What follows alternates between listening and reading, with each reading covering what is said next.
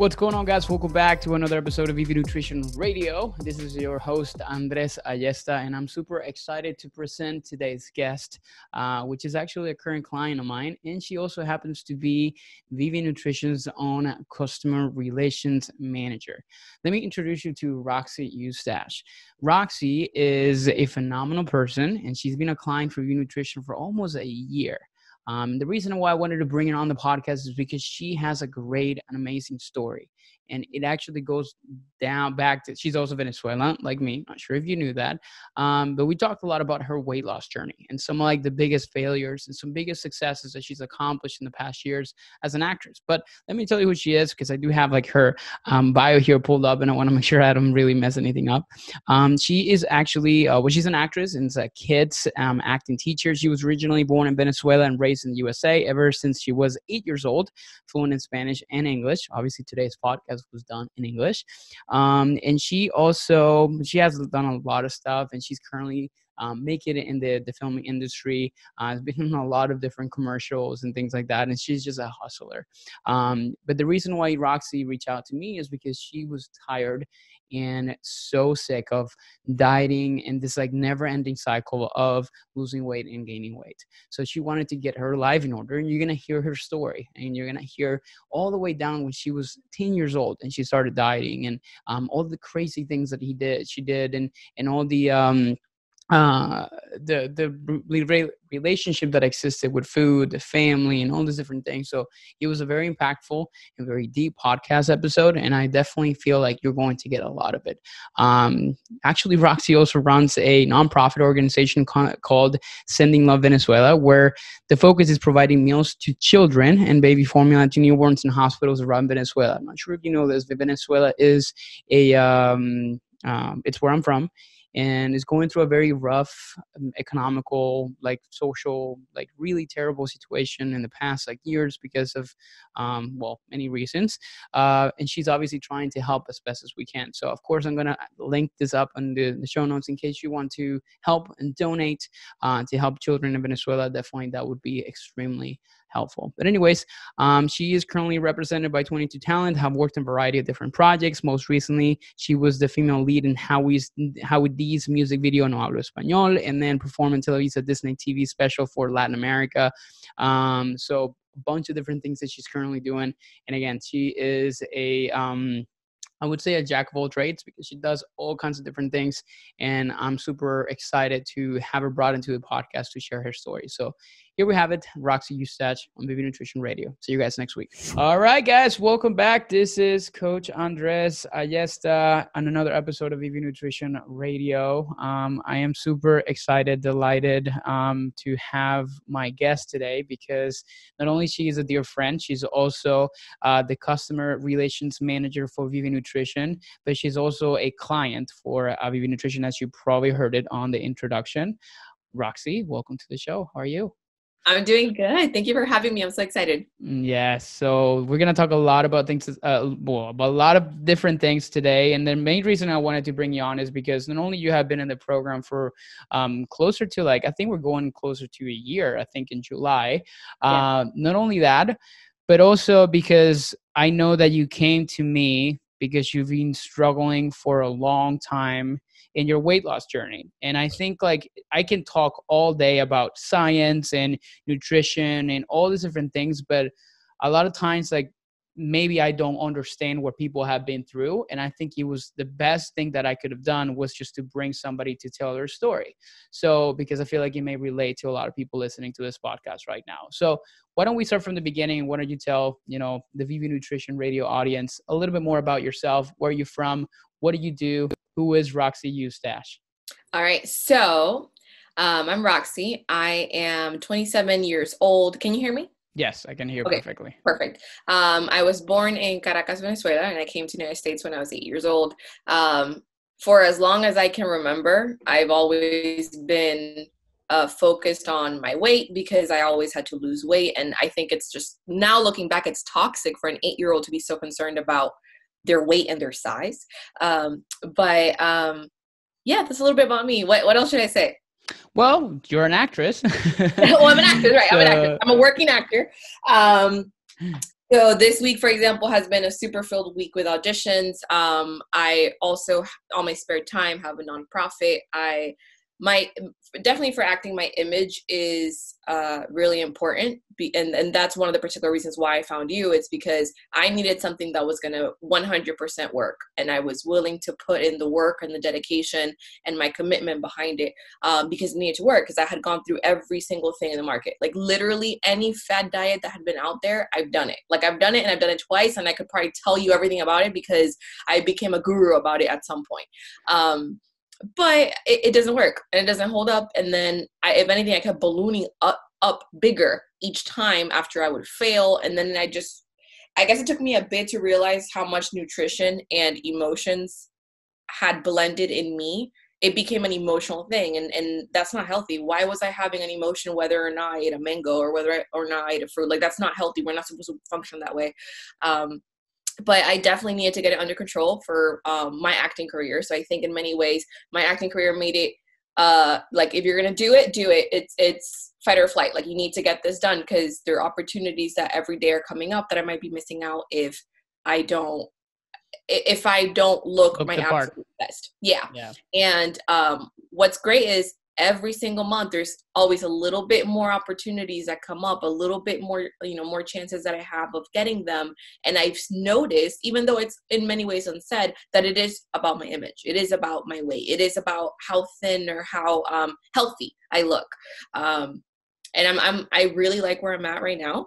Good. And great. I'm excited. Yeah. Yeah. So, and we'll talk about where you're currently at right now soon. But before we do that, I want to actually kind of take a trip down memory lane and talk a little bit more about the beginning. So when was the time where you started feeling like I need to lose weight, or that you felt compelled to try something? Was it a family driven thing, or was it more, you look at yourself in the mirror one day and you're like, I just don't like what I'm seeing and I need to do something about it? The first time I remember looking in a mirror and thinking, I'm too fat, I'm too ugly, and all that, I remember it was when I was 10 years old. And I only remember because I have pictures. It was a time of my life where I was eating a lot of like takeout food. And it was because my dad was in the hospital, and I was living with families to families while my mom was taking care of my dad in the hospital for about 2 months. And all the families always took me out of McDonald's because they wanted to cheer me up because my dad was sick and I wasn't seeing my mom. And what happened was I was eating McDonald's or Burger King every single day, and I saw myself and my body, and I wasn't getting as much exercise as I was a kid. And then when my dad's finally home, I feel ugly and I feel fat, and I look at myself in the mirror. And of course, it's that like pre-teen phase where your body's trying to figure out what size your ears and nose should really be. And at that point I was like, no, I need to lose weight. This can't be happening to me. I'm Venezuelan. We're supposed to be beautiful women, so I'm like starving myself, only eating fruit. So 10 years old is really young, but I remember being 8 years old and, my friends wearing a certain size of jeans. And I was like, well, I want the jeans that they wear. And I'm not realizing we're different body, I guess, compositions, different ethnicities. And I can't necessarily fit in those types of pants. So very early on, like 8-10 years old.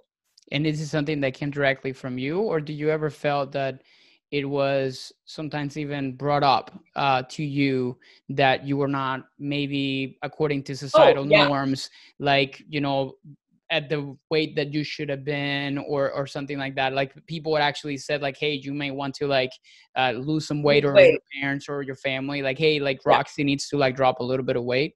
Yeah, that definitely did come up when I was 10 years old. But I think if we even go deeper, since I was about 3 or 4 years old, my grandmas would sew me clothes.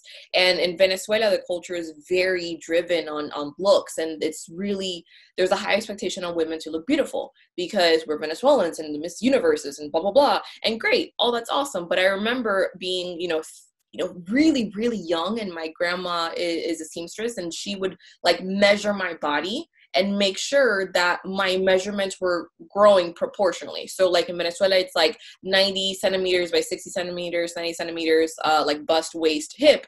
And they were measuring me for that. So that I know wasn't done with ill intent, but at the same time, I know being 3-4 years old and you're having someone measure you and saying, okay, this is the right measurement or this is the wrong one, is sending a really profound message to a kid's brain of, oh my God, if I don't keep up with this measurement, I'm in trouble. If I don't keep up with this measurement, I'm not good enough. If I'm not keeping up with the measurements my grandma has, and I'm not going to be worthy of something, of a dress or something. So that became ingrained in me, and I didn't realize how much images, like someone's image, someone's body mattered to me. Like, if you don't have this body, you're not pretty enough, you're not good enough. So I think very early on that affected me as a kid, and I only carried that up. And if I gained weight, like when I was 10, oh, you have to lose weight, you're blowing up, you're ballooning up. And it wasn't a conversation of what's going on, why are you eating. It was more like, oh, you don't look like you should, you look a little chubby, you look a little fat. And those words and those labels really impact how you're growing up. And then, there comes a point where that label becomes ingrained and you almost can't take it off. Yeah, I agree. And that must have been super hard in some way or shape or form. And I guess like that's what kind of led you to start the dieting journey, I guess, that started as young as like 10 years old. What do you remember being like the first thing that you tried? Like, when you look at yourself in the mirror and you're like, you know what, I need to do something. Just eating fruit. Okay. Literally, that's 10, it. just eating fruit. I was eating like 6 bananas a day. And then during this time, like in your childhood, did you ever actually seek out, like, or your parents or family seek out for like nutritional guidance, or this is something you've always done on your own? No, I don't remember my parents looking for nutritional guidance, but also I think it's fair to say, my parents didn't necessarily, at least my dad nutrition wise wasn't, I guess, nutrition literate, if that's a term to say it. He was not nutrition literate. So he didn't necessarily set an example, and he had his own food traumas that are, completely unrelated. So for him, he needed to eat big portions because otherwise he felt less of a man, like somehow, so that didn't happen. From my mom's side, my mom had always been a professional dancer, very athletic, very good body, which also, can impact the view on me. Because if I wasn't, not that she did that, but her growing up was a ballerina, her body was very different than mine. She was more type of person that could eat pretty much anything and still looked beautiful and fit all the time. And that wasn't the same with me. So my mom, had an idea of, I cook healthy and my nutrition is fine, which in many ways I can see how it was balanced. But now I'm like, no, in many ways it wasn't, just because there was so much level of activity that they didn't, she didn't realize that maybe she could eat I don't want to say quote unquote wrong things, but many more things that weren't necessarily balanced, and her body was still 100% tip-top shape. Yeah, because she was a professional dancer. So my parents, if anything, was like, oh, you need to eat more home cooked meals instead of eating out, which absolutely that's a big thing. But at the same time, if I'm not seeing plenty of vegetables on this plate, there might be an unbalance on how much I'm eating, because it's not about eating more mashed potatoes because they're home, So they didn't necessarily reach out a dietitian or a nutritionist, but my mom always did care about how I looked and always did care about allowing me to feel healthy. So if there was something on the market that she would think would help, she would help me get it. Or like, oh, this magazine says we should eat these things. Or I would Google, and, I discovered Google, and I was like, how to lose weight in my stomach. And I remember Googling that, and I printed something and I put it on the fridge, and it said no sugar. And I was like, okay, no sugar. And clearly I was going to fail. Like, I can't live my life without sugar, like not even in small things. So I think my mom's point of view was, I'm cooking right, I'm doing everything I can, everything's homemade, everything's healthy. My dad was like, live your best life, let me eat my ice cream at 2 a.m. in the morning and fry my cheese at 4 a.m. And I was kind of caught in the middle of, I need to be beautiful and you guys aren't understanding. That's really interesting. And now that I look back, because I know you're not have worked together for a while, and I remember at the very beginning that one of your bigger issues was, I wouldn't say the lack of control, but sometimes the need to have, again, those bigger portions. And now that you're telling me this about your dad, I wonder, do you think there's a connection, and do you feel like there was some kind of overlap on the ways that they kind of like, he kind of carried himself around food in the way you also did? Or do you think that's maybe related more closer to like more like your dieting, like restriction and the binging and restricting type of cycles that you've been on in the past years? Honestly, I don't know. It's one of those things that's like peeling an onion back. And I think it could be influenced by everything. In particular, I know my dad, he came from a family of 7 siblings, and he was the youngest one of the 7. So he was always given the least amount of food because he was the youngest. And that was one of his traumas of like, I want to be my, his older siblings would always get the full steak and he only got little pieces. So that made him switch his brain to, I need to have 3 steaks or whatever because I'm a man, because I'm the older one. Once he branched out of the family and had his own life, Yeah.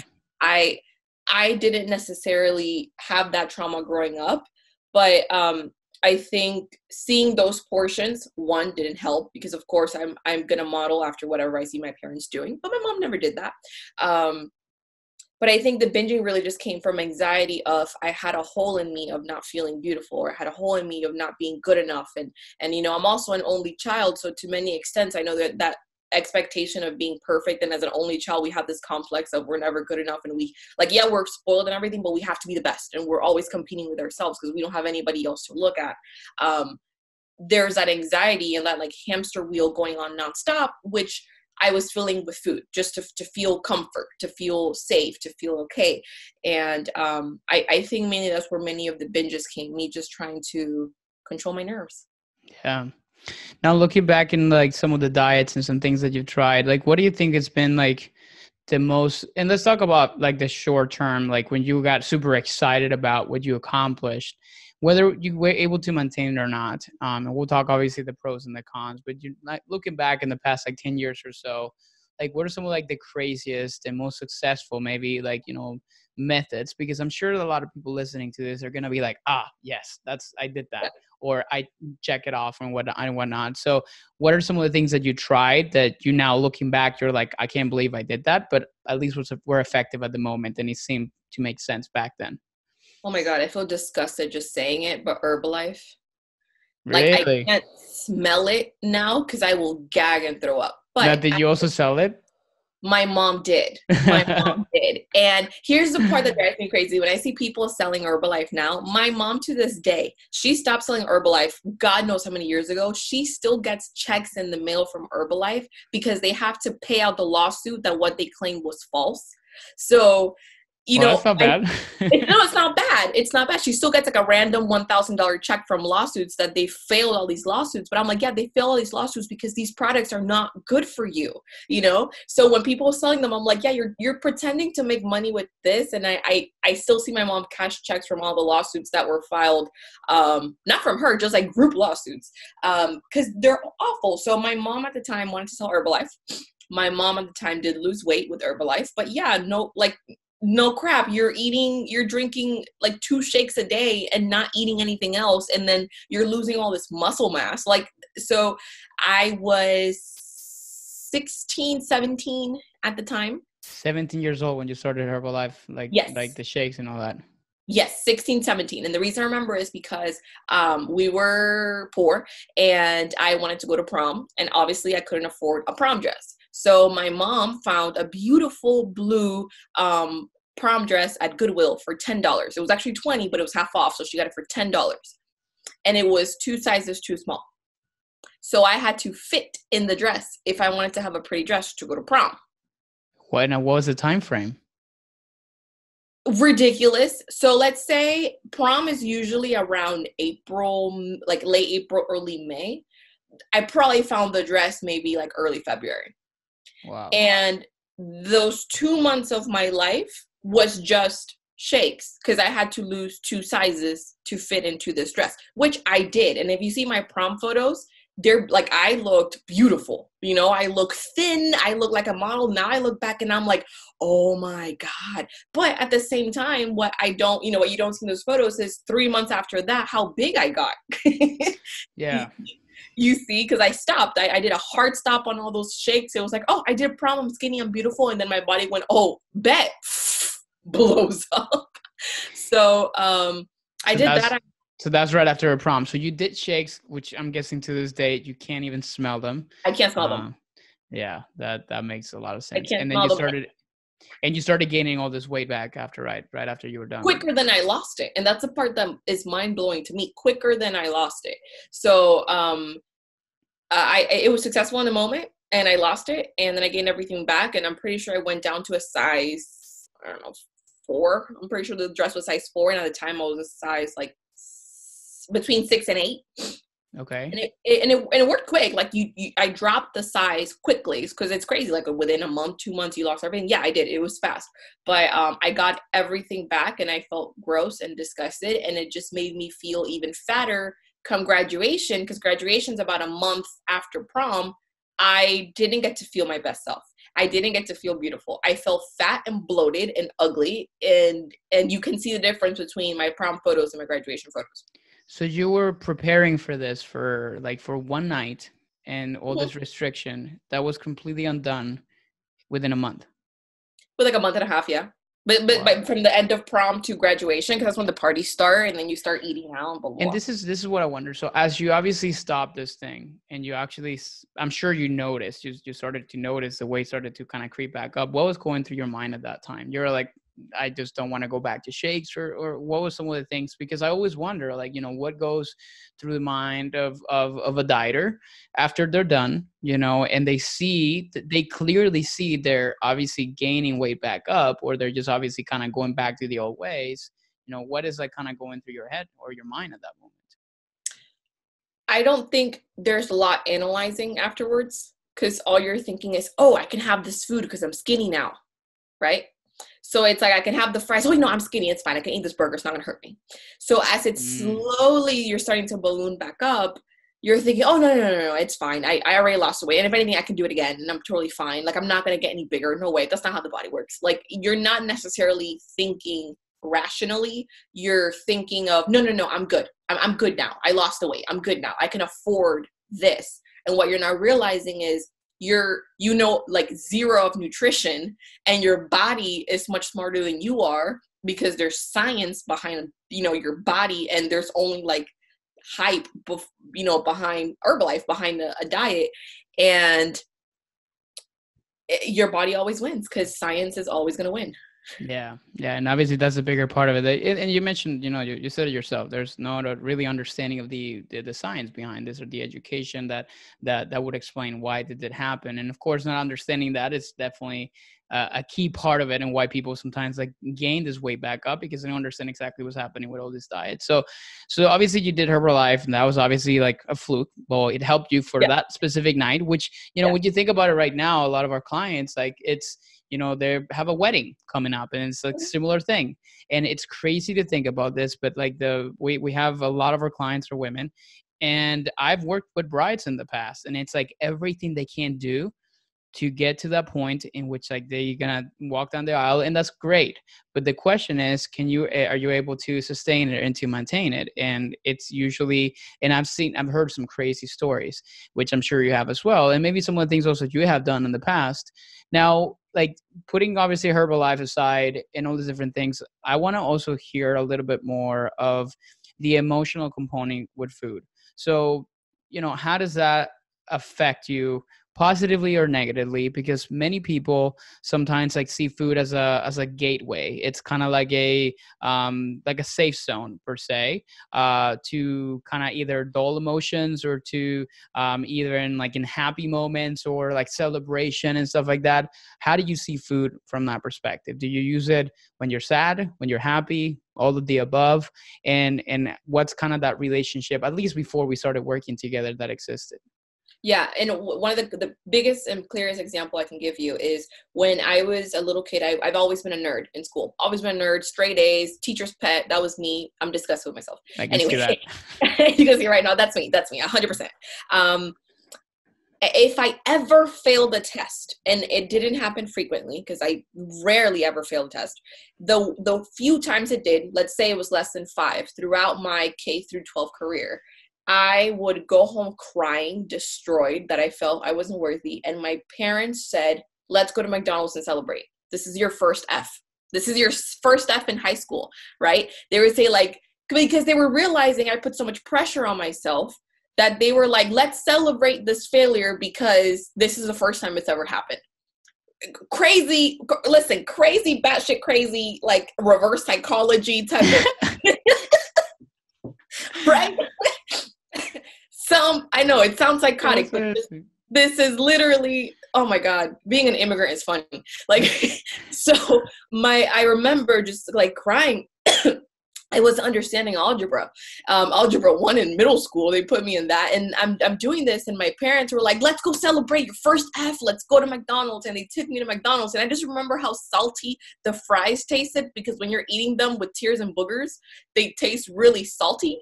Like, so they're soggy, salty fries, and I'm that one retard in the McDonald's, like, like eating my fry, trying to feel better about my failed algebra test. So clearly that sent a message to my brain of, when you fail, you deserve this food. You deserve this, right? And I think I took that with me throughout the rest of my life, of anytime something awful happens, if I failed, if I messed up, I comfort myself saying everything's okay, everything's going to be all right, by celebrating with not celebrating, but like comforting myself with food.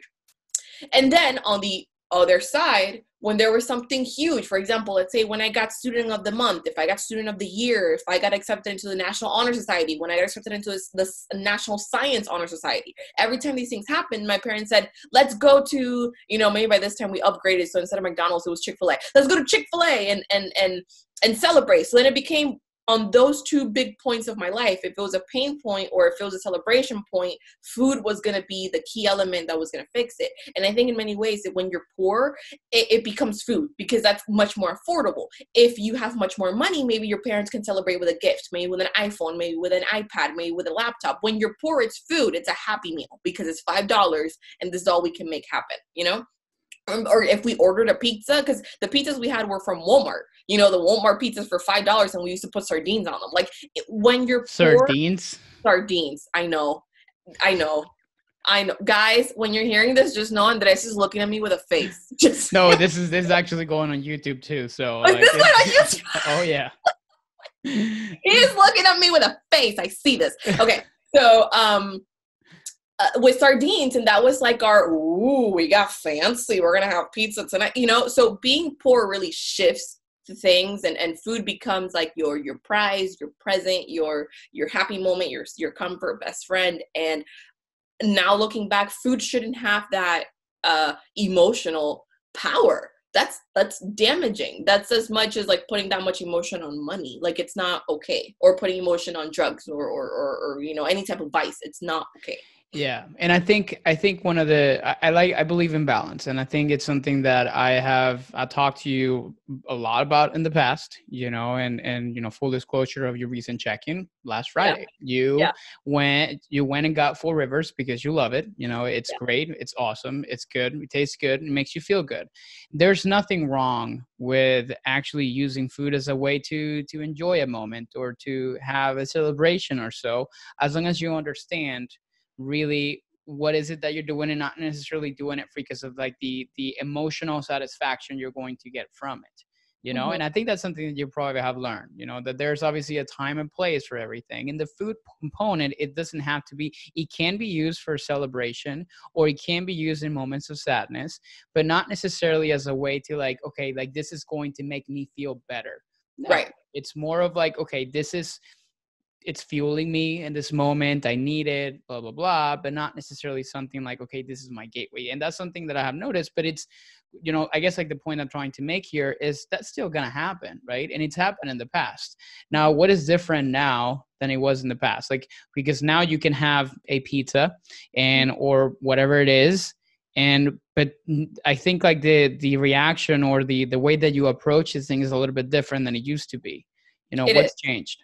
It is. And the way I saw it change first is, for example, when I'm trying to learn, I am trying, and I've been much better in not eating with my eyes. So for example, going back to the Four Rivers, when I said, I'm at home, I've been doing so good. And I said, today I don't want to cook. I would love to just enjoy Four Rivers. They opened back up. And it wasn't I deserve Four Rivers. I deserve this food because I'm sad or I'm busy or I have, this audition that went great or I booked this job. It was just I don't want to cook and I want to treat myself to something nice. So there wasn't so much emotion behind it. Something I would always do is I would order like 5 extra sides. I would order dessert. I would order all these things, and then I wouldn't be able to eat them because they physically don't fit in me. And I would either feel like guilty because I wasted food, or I would try to eat it and then I could feel awful. one of the biggest changes I noticed was, for example, this time when I just ordered the meal. And I said, I'm not going to order dessert. I'm not going to order a drink. I'm not going to order all these things. Not because I can't, because I can, but because I don't need them to fulfill a whole. Like now I'm eating the food to enjoy this food and it's giving me energy and I'm going to go on with my day. Not, I need to eat everything and then, cake and everything and like shoving down my face. So I've definitely been better with eating what I know my body needs and understanding I'm going to feel okay after I eat this. I don't need that dessert. I don't need this. And I have this like one part of my brain's like, no, eat everything. You deserve it. And the other side's like, bruh, chill. Like the food's not going nowhere. Why are you being a nervous freak? Calm down. And then when that side of my brain wins, I'm like, okay, it's working. Yeah. And that's a huge like transformation, as I've noticed in the past, like, 8 months or so that I've seen in you. And one of the things I also wanted to kind of bring up that I wanted to ask you about, like, cause I see this often, which is, again, going back to your dieting days or like restrictive days or so forth, what would happen if you would like mess up? And you would just, let's say, for example, you're following this program and one day, I don't know, can you kind of like, can you take yourself back to a moment like that and like really think about a time where you're like, okay, I'm dieting, doing like keto or doing anything, this stuff like this, and then you just completely lost it in one day? Like, yeah. What was going on through your head at that moment? Like looking at food, and then what happens in the days after?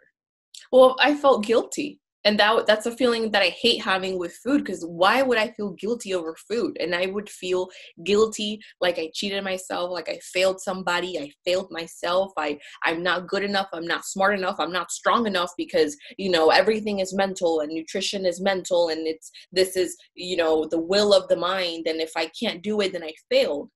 And I remember, one of the very last things I did before I signed up with you was keto. And it didn't work because, now looking back, it didn't work because there was no calorie deficit. I was eating all the fat that I wanted, thinking it was a free-for-all. Once again, my body knows science and I know hype. So, so it wasn't doing the math. I only lost 10 pounds and that was probably the water weight of that I lost. So anyway, that to be said, I felt guilty, especially with keto, because you have to be in ketosis and the whole thing. And if you don't have it, so I had the pee strip. So I'm like measuring my pee, if I have the right ketones. And then if I don't have it, I would lay in bed and feel guilty. What? I took my body out of ketosis. What? And all this drama because I ate a muffin. Like, why should I put myself through this emotional roller coaster? Also, it doesn't help that I'm naturally dramatic because I'm an actress. So my peaks and valleys are, high and low, not because I'm mentally unstable, but because, which I might be, but because my personality lends itself to be much more open and comfortable in all those peaks and valleys of emotion. So it's very easy for me to be very happy and excited when I'm doing well, and then fall into a depression when I'm not because I failed. So guilt is the biggest black cloud that chased me around anytime I would fail with food. And then I wasn't the person that thought I had to start on Monday. Like, that wasn't me. I didn't care if it was Monday or Tuesday, but I was the person of I have to start tomorrow. So I might as well mess up today because I'll start again tomorrow. So then one bad choice became to one bad day where I was going to eat like, well, you know what? Today's a bad day. I messed up. I'm not worthy. I suck. I'm going to go ahead and have a Big Mac with a sundae with double fudge and 10 nuggets with barbecue and the fries. And you know what? I want a McFlurry. Wow, you still remember the order, huh? No pain point here. No pain point. Just going crazy. My Uber Eats probably thinks I'm crazy because they're like, are you sure? They should probably ask for consent. We need parental consent that you can order. Is this for the family of 5? Yeah, just for your own safety, ma'am. Yeah, so I would say, let me just, I messed up the whole day. Let me mess up the whole, I messed up one meal and messed up the whole day. So that wasn't helpful. And also with keto, if I was out of ketosis, I ended up feeling sick. And then it's just weird because I wasn't understanding it. I heard the word keto and then I was like, bet, everyone stand back. This is a science and I discovered it. I am the keto guru. Don't talk to me unless it's bacon. Like, I knew everything about it. And that's not how it works. And now I can imagine every dietitian in the world just like rolling their eyes of one more girl who thinks this Yeah, is how it works. they know that everything they have to know about keto and all that. And I was like, I follow every single keto page on Instagram. So who are you? Like that was me thinking that was going to work. I was having about a pound of bacon in the morning, 4 eggs, and 2 cups of shredded cheese. That's what I was. 1 pound of bacon. 1 pound of bacon, because you can buy the pound of bacon. And you would fry the whole thing up, and then you would fry the whole thing. And then with the bacon oil, I will put 4 eggs and 2 cups of shredded cheese. Yeah, no, that's keto, but it's again, it's like you're saying, it's the calorie intake that you were having back then that just like, wasn't controlled. What are calories? I don't talk calories. I talk fat. You know, like. Yep. This wasn't working. Yeah, no, that's crazy. And I think like you bring up really good points as far as like this process, because I see it all the time. It's like the guilt is followed by not just one meal, that is followed by entire days, and some other people it's entire weeks. And I think the biggest kind of like change and like the transition that we made is like you had a bad meal, cool. Get over it. Move on to the second meal of the day. And what are you going to do about it? Like increase your protein intake. Let's make sure we're staying hydrated and move past it. I just feel like right now, because of the way that you were not only brought up, but at the same time, everything you've been exposed to, it's always kind of created that, which actually brings up another question I wanted to ask you. How has social media and the internet and all these different things affected your views on nutrition? Do you feel that's had a bigger impact in this process? Do you feel like sometimes like this like really fancy things like lure you into like, okay, this is the best way to do this? And you can be honest here, because I've had like literally on TikTok the other day, I had this, I think you saw it, like this little quick video that I had like with, I think it's like Kim Kardashian's voice saying like, why are you doing this to me? And it's like my clients telling me like, hey, should I try keto? Should I try this? Can you help me do this? Vegan, yeah. Yeah, like, can I go vegan? Can I do all the different things? So I guess the question is like, how has this, how social media or like the informational like society that we live in today has affected your views on your nutrition? And you can even go back to before this process started with me. How did that impact this process or like your views? I think social media is amazing and damaging and harmful at the same time. It depends on how to use it and understanding what is valuable or not. Because through social media, I found you as a dietitian, right? And my life has changed from that point. I found the right answer. I needed a what I call a doctor of food to teach me. And that's why I found you. At the same time, social media has a lot of things that you shouldn't be following. For example, these meal plans that they give you, and it turns out you're only allowed to eat like 2 peaches and a pound of broccoli, and like you're not learning. So I think social media impacted because it shows you a lot of information.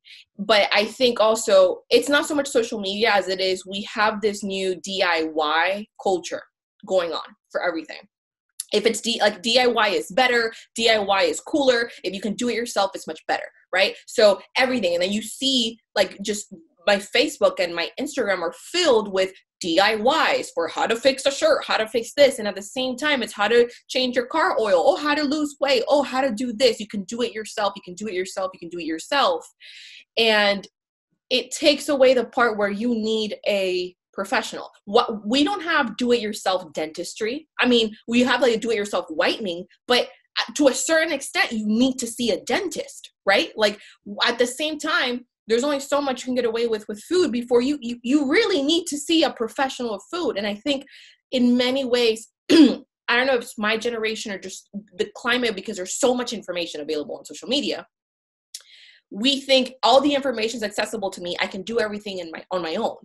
And it's not necessarily that way. There's still a science that needs to be respected. If I'm sick, and yeah, I can, eat chicken soup, my lemon, my orange juice, whatever, to a certain extent, I need to see a doctor. I need to see a professional. If I am being, someone filed a lawsuit against me, yeah, I can try to work this out. Guess what? I need an attorney. If I need to get my body under control because I can't figure it out, and for some reason this is beyond me and I can't figure it out, I need a dietitian. So it became I need to use social media as my tool and my vehicle to get to the right people. and not just to consume it as a magazine, because all these magazines, when you go to Publix or Walmart and it's at the cash register, lose 15 pounds just eating potatoes, right? Yeah. You know what I'm talking about. Oh, how I lost 20 pounds with this breathing exercise. What?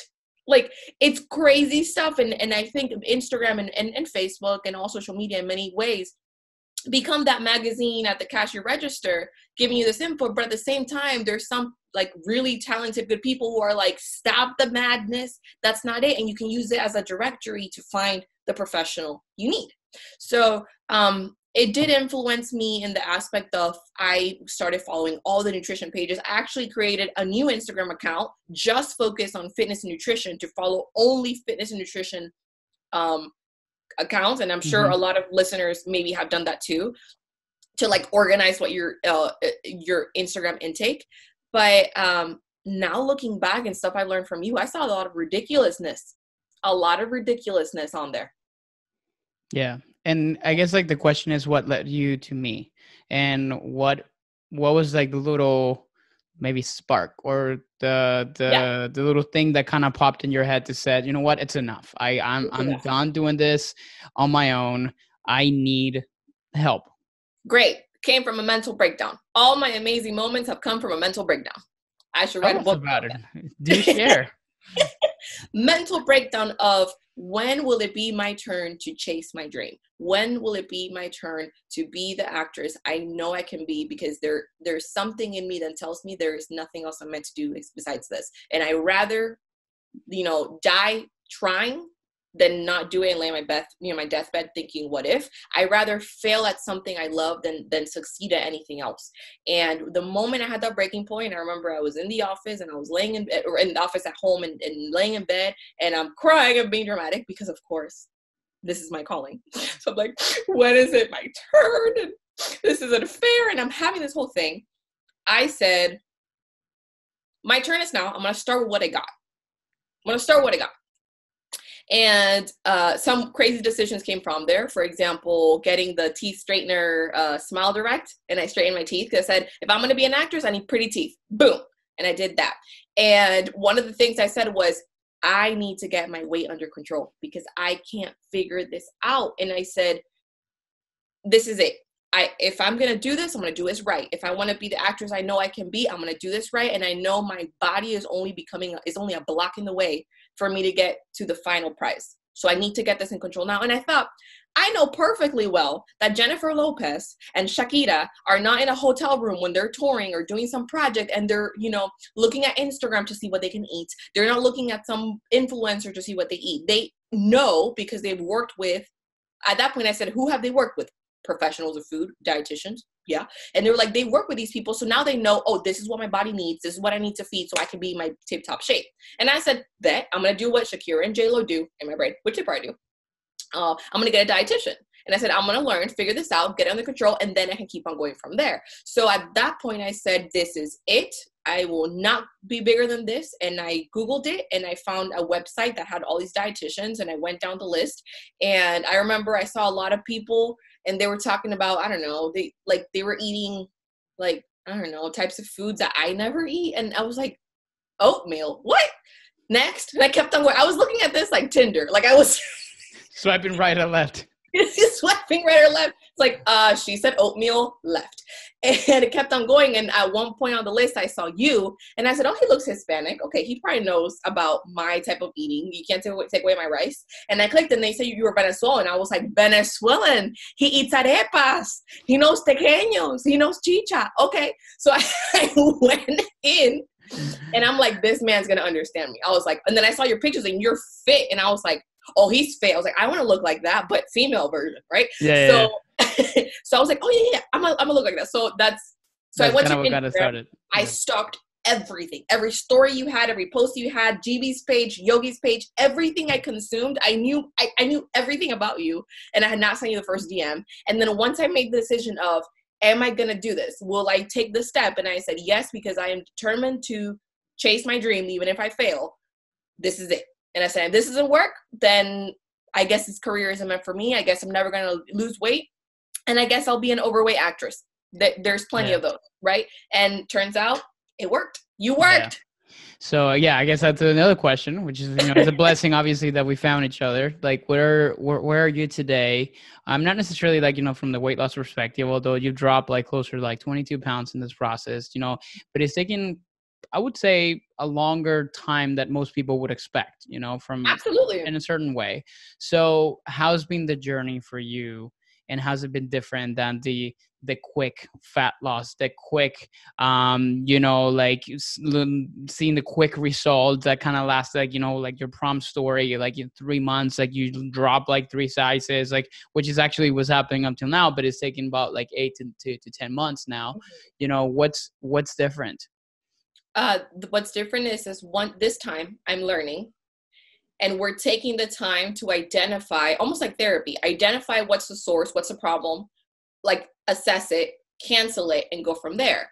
With all the other things, you're just going straight to do this and you lose the weight, but you're not addressing any of the other issues inside. So this time has taken much longer, and you as a coach, you've peeled the onion many times on, okay, like, we're gonna get there, don't worry, but we're gonna get there and we're gonna stay there, because I think that's the measurement of success. My measurement of success isn't, did I lose 50 pounds? Is, did I lose pounds and keep them off? At that point, that's my measure of success, because if I'm getting it back on, what was it good for? So it's taken so much longer because I had many, mindsets and I don't want to say traumas, because I don't want to get dramatic, but mental roadblocks in a way. Mental roadblocks and habits and things that had to be peeled away. And I think, and something I remember, out of all the things I stalked about you, I stalked your podcast too. I'm a great stalker. Guys, if anyone needs me, I can stalk anything better than the FBI. I stalked your podcast, and there was a podcast that you did that I think you went to, or this right in the beginning, Costa Mesa, with a bunch of dietitians. Mm-hmm. And you guys were all sitting around, I think, and you guys were talking about how you were drinking wine and pizza, and you were taking turns passing the mic. And I heard that whole podcast twice. And the reason I heard it twice was because a lot of the conversations you guys had, and I believe you were leading the conversation, was there's so, like, for a certain extent, as a dietitian, you're almost a therapist, because there's so much of a therapy aspect of it before you actually get to the food. And someone in that group, I don't know which one of your friends, said, it's okay to ask for help, and it's okay to say, I can't do this just with my mind. Like, I can't just with discipline say, I'm going to do this. There's something there. And the moment she said that, like, it's okay. It's okay to need help. It's okay to not be able to do it on your own. It's okay if you're not just mentally strong enough to figure it out. It's okay. That's why we're here for, and that's what we've discovered. It gave me this freedom. Like, that lifted the most guilt off of my shoulders of, okay, I'm not broken. Okay, I'm not worthless. Okay, it's okay to ask for help. And the same taboo goes with therapy, right? Of saying, like, let's say you get angry really quick. Okay, well, I was dealing with stuff with food. So that one thing lifted everything from my shoulders and allowed me to really surrender and just say to you, like, Andres, like, take my hand and guide me through the process. I'm trusting you because I know you're doing what you're doing, because I feel broken and I can't do this on my own. I need your help. And that's one of the things I remember when we first started. You were like, I will take you by the hand. You're like, I will take you from point A to point B. Like, you're like, I'm going to get you there. I will guide you every step of the way. And that's what I needed, because I couldn't do it on my own. I couldn't mentally will myself into the right place of eating more of this and doing more of that and thinking that sleep is important and stress and everything, because there was a lot of emotional aspects and mental aspects that were mixed with it that I had to address, because if you don't address it, then everything's going to yo-yo back to where it was before.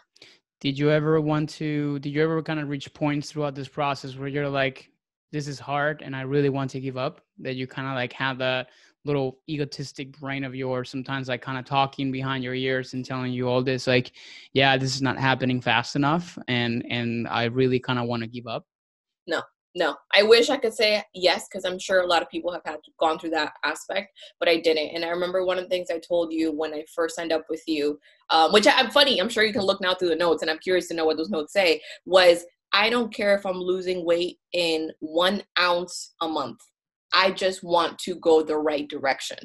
And once I made that choice for me, I'm good. Now I'll reach the point, because I see changes and I'm like, Andres, how quickly can I get here? And you're like, take a seat. We have not gone through this process for you to damage it at this point. Calm down. Right? But in the very beginning, I was so desperate of I just need to turn my life around from going bigger to going this way, no matter how long it took. And that's why I felt okay, because the scale has always, even if it was 0.1 or even if it stayed, I haven't gained. And that was my goal, heading into the right direction.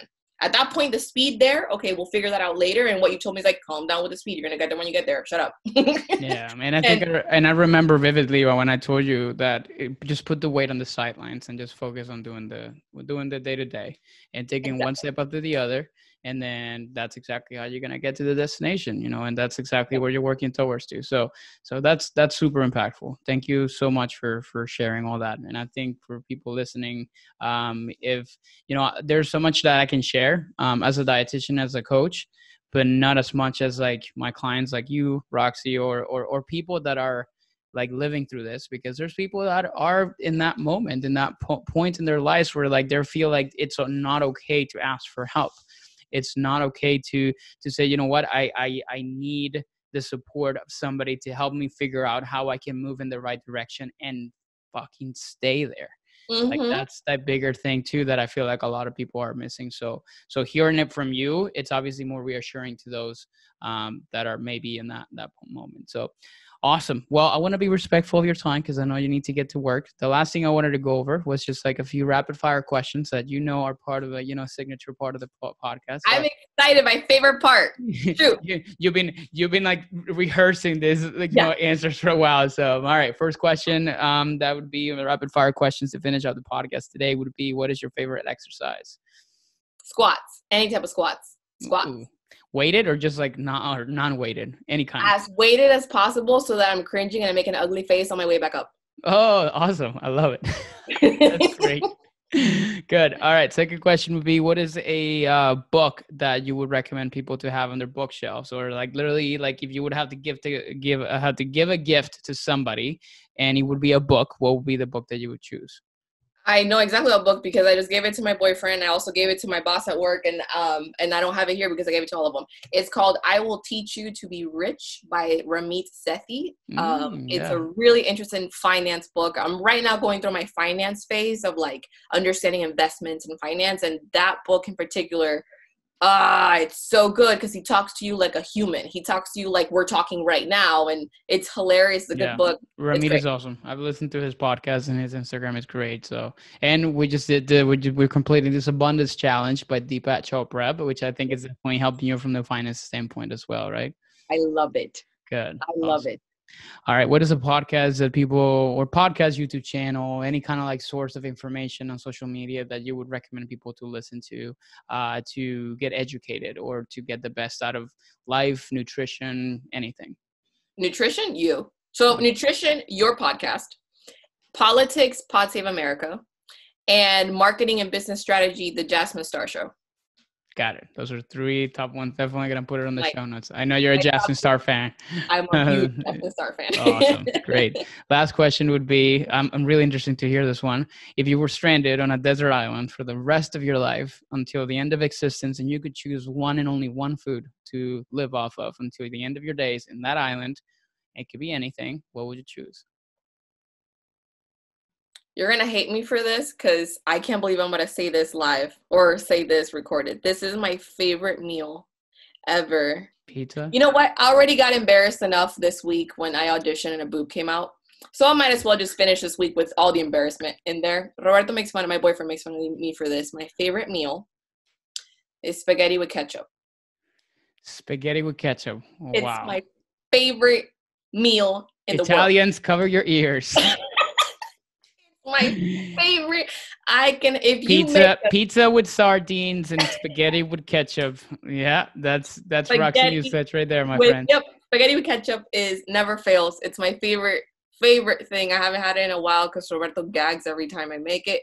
But spaghetti with ketchup. And then if I'm fancy, a little bit of Parmesan. But that's my All favorite. right, there you go. That's a love meal for you on that desert island. I love it.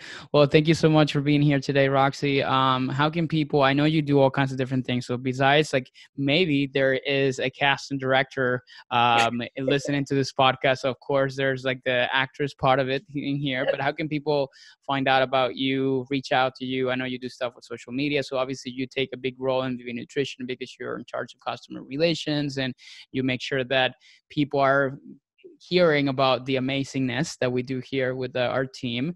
But how can people get in touch with you, reach out to you, connect with you? With me, I'm open on Instagram at Roxy Eustache. Find me there. Eustache like mustache, but replace the M with an E. Eustache. You can find me there. It's public. Chat with me. My website's roxyeustache.com. Facebook, Roxy Eustache 2. Or go to the Vive Nutrition Instagram and I'm there responding. Let me know. I'll respond to you, your best friend. Awesome. So in all those Love ways. that. Great. Well, thank you so much for taking your time here today. Hopefully this was helpful to many people, and we'll chat. We'll maybe bring you back again to kind of chat and like give people some reports on where you're at, maybe a few months down the line, and so we can report back on that. In Hollywood, yes. In Hollywood, I literally I told you from day one, I'm like, I'm going to be the dietitian that walks through this line with you, and then when you make it, you're gonna be like, okay, now I'm gonna become a celebrity dietitian. So Yep, I see it. that would be the goal. Awesome. Well, thank you so much, Roxy, for being here today. Thank you, Andres.